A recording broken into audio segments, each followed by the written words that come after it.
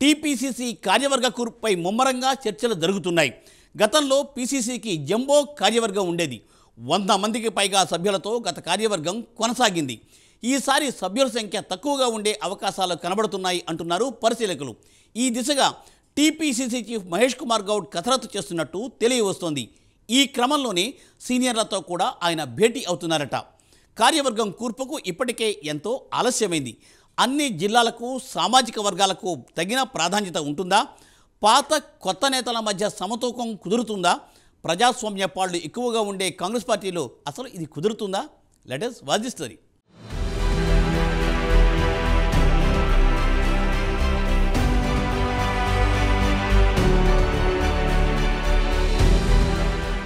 Telangana PCC అధ్యక్షుడు మహేష్ కుమార్ గౌడ్ కార్యవర్గం కూర్పుపై దృష్టి సారించారు. ఇప్పటికే సీఎం రేవంత్ రెడ్డి, రాష్ట్ర వ్యవహారాల incharge Deepadas Munshi, AICC incharge కార్యదర్శులతో పలుదఫాలుగా ప్రత్యేకంగా సమావేశమై చర్చించారు.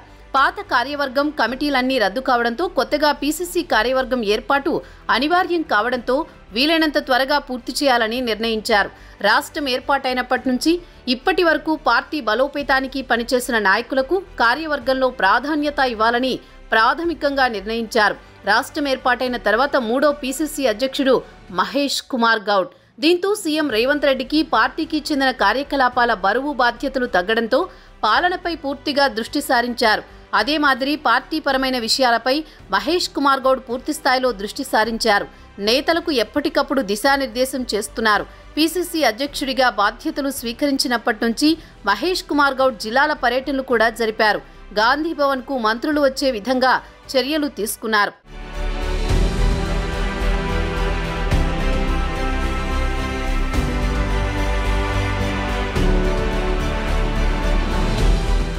ఇప్పటికే పార్టీ కోసం పనిచేసిన నాయకుల వివరాలను పీసీసీ అధ్యక్షుడు మహేష్ కుమార్ గౌడ్ గాంధీ భవన్ నుంచి తీసుకున్నారు.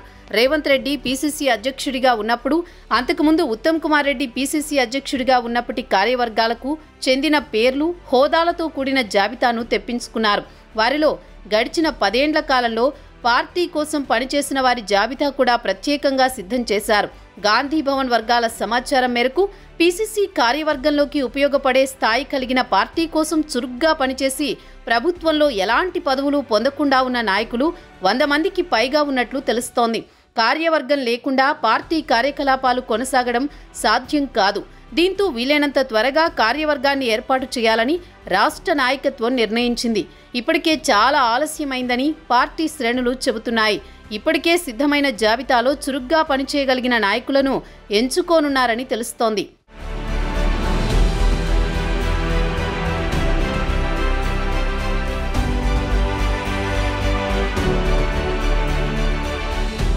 గతంలో పీసీసీ కార్యవర్గం చాలా మందితో జంబో కార్యవర్గంగా ఉండేది. ఈసారి తక్కువ మందితో కార్యవర్గం ఉండే విధంగా కసరత్తు జరుగుతున్నట్లు తెలుస్తోంది.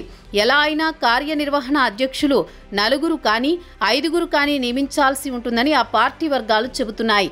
పైగా వారిలో మహిళ, రెడ్డి, ఎస్సీ, ఎస్టీ, మైనారిటీ సామాజిక వర్గాల నుంచి నియమించాల్సి ఉంది. కార్యనిర్వాహక అధ్యక్షులు ఎంపీలు, ఎమ్మెల్యేలు, ఎమ్మెల్సీలు కూడా నియమితులు కావచ్చు. అదేవిధంగా మరో 10 మంది వరకు ఉపాధ్యక్షులను నియమించే అవకాశం ఉంది.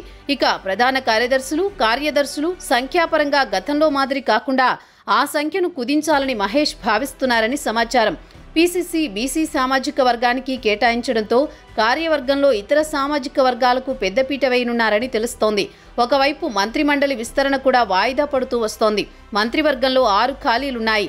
మంత్రిగా అవకాశం దక్కని కొంతమంది ముఖ్య నేతలకు పీసీసీ కార్యవర్గంలో చోటు కల్పించాలని భావిస్తున్నట్లు తెలుస్తోంది. కానీ మంత్రివర్గ విస్తరణ జరగడం లేదు. దీంతో కార్యవర్గ నియామకం కూడా ఆలస్యమవుతోందని పార్టీ శ్రేణులు చెబుతున్నాయి.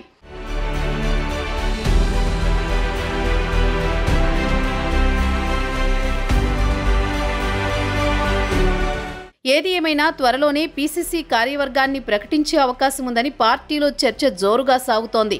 పాత కొత్త నేతలతో కలగలిపి పీసీసీ కార్యవర్గం ఉంటుందని తెలుస్తోంది. ఈ క్రమంలో ఆశావహులు ఎప్పుడా అని ఎదురు చూస్తున్నారు. కొందరు ఢిల్లీ స్థాయిలో ప్రయత్నాలు చేస్తున్నారు. సీఎం రేవంత్ రెడ్డితో మహేష్ కుమార్కు మంచి సంబంధాలుండడంతో పీసీసీ కూర్పు సంతృప్తిగానే ఉంటుందని పార్టీలోని ముఖ్య నేతలు చెబుతున్నారు. చూడాలి మరి ఎలా ఉంటుందో పీసీసీ కూర్పు.